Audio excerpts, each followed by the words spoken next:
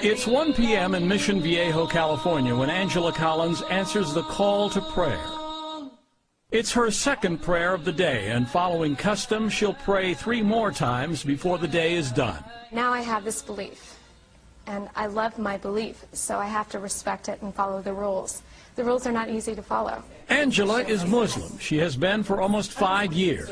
Raised Catholic, she learned about Islam after meeting Muslims while traveling overseas.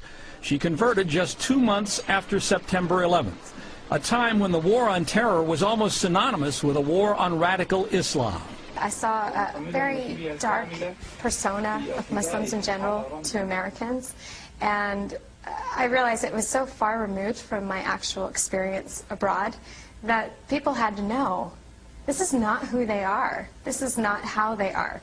There are an estimated 1.3 billion Muslims worldwide, and most are not Arabs. Here in the United States, while the Muslim contingent numbers an estimated 7 to 8 million, it's growing rapidly. 20,000 new converts each year, 4 times as many women as men. Maybe I'll help you cook something. Julia Roach converted to Islam after being introduced to the religion by her husband, Chris. They weren't married at the time. He is also an American. When I found out he was Muslim, I told him, I believe, right away, I will never become a Muslim. I will never cover my head. I will never be this person. So don't ever ask me to be that person. And he never did. But she did have lively discussions with him about religion. She was raised a Christian and said she converted after she was able to see past the stereotypes and learned about the values of Islam. The concept of freedom and liberty of each individual person and the rights of each person, and that's all wrapped up in the theological teachings of Islam as well. Yes, I'm an American. I'm very outspoken. I'm pretty assertive and very happy person.